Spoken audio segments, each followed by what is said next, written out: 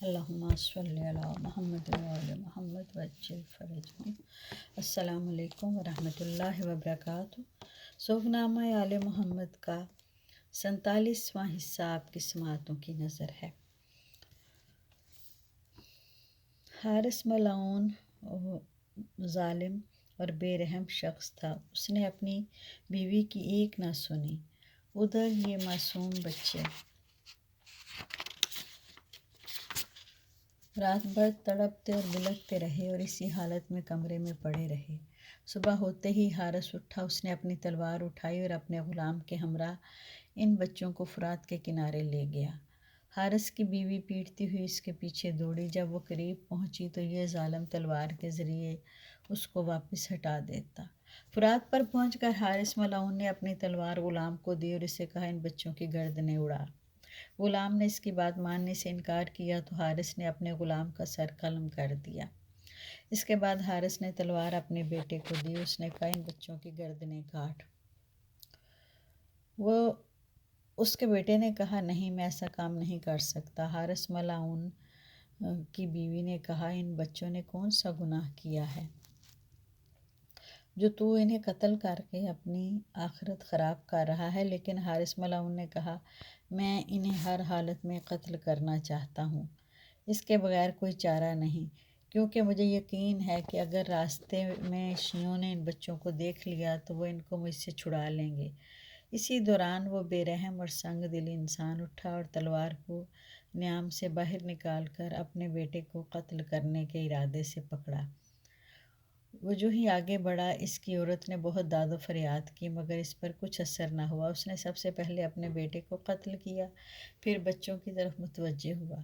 وہ رو کر چیخو پکار کر رہے تھے، ان کے ننھے ننھے جسم کانپ رہے تھے۔ وہ کہنے لگے، ہمیں اتنی مہلت دو کہ ہم 2 رکعت نماز پڑھ لیں۔ ایک روایت کے مطابق اس نے مہلت نہ دی۔ وہ پہلے بڑے بھائی محمد علیہ السلام کو قتل کرنا چاہتا تھا، لیکن ابراہیم علیہ السلام آگے بڑھے۔ انہوں نے کہا، میرا بڑا بھائی ہے، میں اسے اپنے سامنے قتل ہوتے نہیں دیکھ سکتا۔ وہ ابراہیم علیہ السلام کو قتل کرنے کے لیے مادہ ہوا تو محمد علیہ السلام نے کہا، مجھے پہلے قتل کرو، وہ میرا چھوٹا بھائی ہے، میں اپنی آنکھوں کے سامنے اسے قتل ہوتے نہیں دیکھ سکتا۔ حارث ملعون نے پہلا وار محمد علیہ السلام پر کیا، انا للہ و انا الیہ راجعون، اور ان کی گردن کو بدن سے جدا کر کے ان کے بدن اطہر کو دریائے دجلہ میں پھینک دیا۔ چھوٹا بھائی اٹھا اور اپنے بھائی کے سر اقدس کو پکڑ کر چومنا شروع کر دیا۔ حارث ملعون آگے بڑھا اور اس نے سر اقدس کو ابراہیم سے چھین لیا، پھر ابراہیم کی گردن پر تلوار سے وار کیا اور آپ کا سر مطہر بھی بدن اطہر سے جدا کر کے بدن اطہر کو دریائے فرات میں پھینک دیا۔ حارث دونوں بچوں کے سروں کو اپنے ابن زیاد ملعون کے پاس لے گیا۔ ابن زیاد نے پوچھا، یہ سر کس کے ہیں؟ حارث نے کہا، تمہارے دشمنوں کے سر ہیں، میں نے ان کو تلاش کیا اور پھر ان کو قتل کیا۔ قتل کرنے کے بعد ان کے سروں کو تمہارے پاس لایا ہوں تاکہ تم اپنا وعدہ پورا کرو اور مجھے انعام و اکرام سے نوازو۔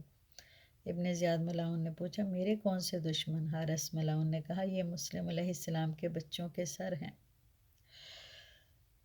ابن زیاد ملعون نے حکم دیا، سروں کو دھویا جائے اور صاف کر کے ایک تشت میں رکھ کر اس کے سامنے لائیں۔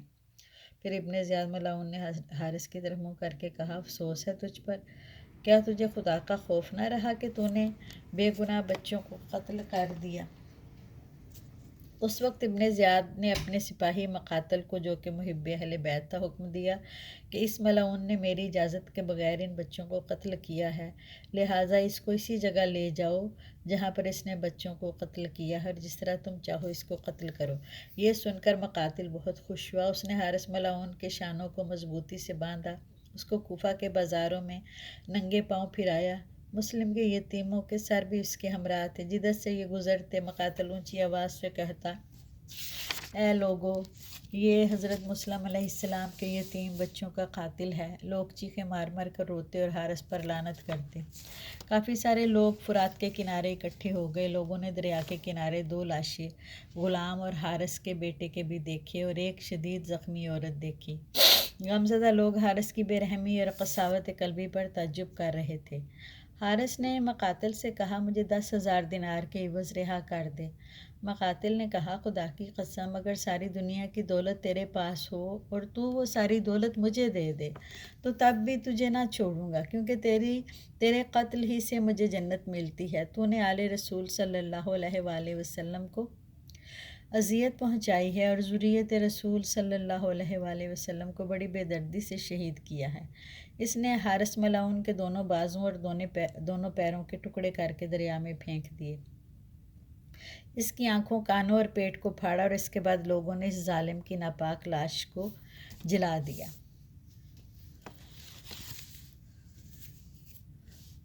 اے ظالم، ہم تیرے رحم و کرم پر سفر کر رہے ہیں، اس جنگل میں ہم تمہارے بے پناہ مہمان ہیں، تو ہمیں رہا کر دے، تو ہم تیرے فرما بردار ہیں اور تو کسی سے یہ نہیں کہہ سکے گا کہ ہم نے تمہارا کوئی نقصان کیا ہے۔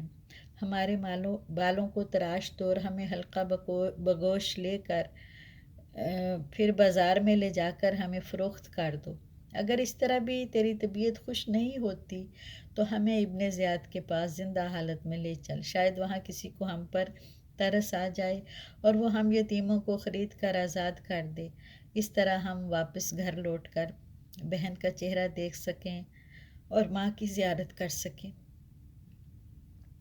افسوس اس بات چیت کے بعد بھی حارث نے اپنی کمر سے ظلم کا خنجر نکالا اور دونوں بھائیوں کو اکٹھا باندھ کر دونوں کے سر یکبار تن سے جدا کر دیے۔ اس نے ان کے جسم دریا میں پھینک دیے اور سر لے کر چل دیا۔ شاعر اس غم سے نڈال اور بے حال ہے۔ یہ جناب مسلم کے بچوں کی فریاد شاعر نے فارسی میں لکھی ہے، لیکن یہاں اردو ترجمہ تھا، میں نے صرف وہی پیش کیا۔ شیخ صدوق نے اپنی کتاب مالی کی 19ویں مجلس میں ذکر کیا ہے کہ حارث صبح ہوتے ہی مسلم کے بچوں کے پاس آیا اور اس نے اپنے سیاہ فام غلام فلیج کو بلا کر اس سے کہا کہ ان دونوں بچوں کو فرات کے کنارے لے جا اور ان کے سر جدا کر کے میرے پاس لے آ، تاکہ میں ابن زیاد ملعون کو دوں اور 2000 درہم انعام وصول کروں۔ غلام ان بچوں کو اپنے ساتھ لے گئے اور اس نے اپنی تلوار کی دھار کو تیز کیا تاکہ بچوں کے سر قلم کرے۔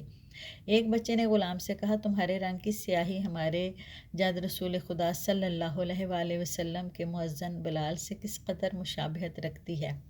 غلام نے کہا میرے مالک نے مجھے حکم دیا ہے کہ تمہیں قتل کروں، مجھے بتاؤ کہ تم کون ہو۔ انہوں نے کہا ہم تمہارے پیارے نبی محمد مصطفیٰ صلی اللہ علیہ وآلہ وسلم کی اطرت میں سے ہیں، ہم ابن زیاد ملعون کے قید خانہ سے دوڑے تھے اور بوڑھی عورت کے مہمان ٹھہرے تھے کہ تمہارے مالک کے ہاتھ لگ گئے، وہ ہمیں قتل کرنا چاہتا ہے۔ جب سیاہ فام غلام کو بچوں کے حسب و نسب سے آگاہی ہوئی تو وہ بچوں کے قدموں پر گر گیا اور ان کے ہاتھ چومتے ہوئے بولا اے اطرت مصطفیٰ، میری جان آپ پر قربان، خدا کی قسم ایسا کوئی کام نہیں کروں گا جو روز قیامت رسول خدا صلی اللہ علیہ وآلہ وسلم کی ناراضگی کا سبب بنے۔ اس نے اپنی تلوار کو ایک طرف پھینک دیا اور خود دریائے فرات میں چھلانگ لگا دی اور دریا کی دوسری جانب سے باہر آ گیا۔ حارث بلند آواز سے کہتا رہا اے میرے غلام، کیا تو میری نافرمانی کرنا چاہتا ہے؟ غلام نے کہا میں تیری ان کاموں میں اطاعت و پیروی ہرگز نہیں کروں گا جن سے خدا کی نافرمانی ہوتی ہو۔ اب جب کہ تو نے خدا کی نافرمانی کی ہے تو میں تو اس سے دنیا اور آخرت میں بیزار ہوں۔ حارث غلام سے مایوس ہو چکا تھا، اس نے اپنے بیٹے کو بلایا اور اسے غلام کی طرح مسلم کے بچوں کے قتل کرنے کے لیے کہا۔ پسرے حارث دونوں بچوں کو فرات کے کنارے لے جا رہا تھا، راستے میں مسلم کے بچوں نے اسے کہا اے جوان، کیا تو اس کام میں آتش دوزخ سے نہیں ڈرتا؟ اس نے کہا تم کون ہو؟ کہنے لگے ہم پیغمبر کی اطرت سے ہیں، تیرا باپ ہمیں قتل کرنا چاہتا ہے۔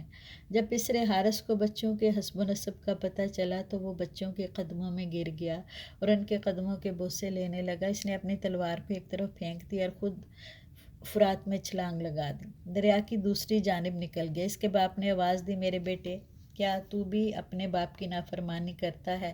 بیٹے نے جواب دیا اگر میں خدا کی اطاعت کروں اور تیری نافرمانی کروں تو یہ میرے لیے اس سے کہیں بہتر ہے کہ تیری اطاعت کروں اور خدا کی نافرمانی کروں۔ الا لعنت اللہ علی قوم